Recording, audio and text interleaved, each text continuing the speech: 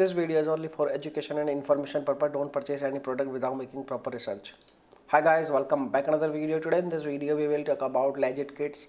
So is this product really legit or it's a scam? So in this video we will talk about each and every information. So let's get started. The first thing I want to inform you, Legit Kit is a platform, and the platform sometime before the platform will see on, you can say, like Shark Tank. So it means the product is really, you can say, legit, and you can say like the product is really available in the market. So this is the first thing.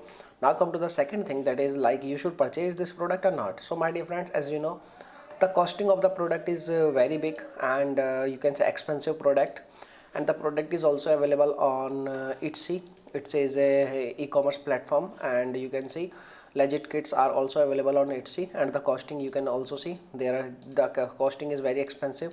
So what you can do, you can purchase the product if you have so much money, otherwise you can avoid. Okay, so the thing is like before placing any order on their official website, you need to contact with their customer support team for any kind of questions related to return and refund, because their return and refund policy is also a little bit hard.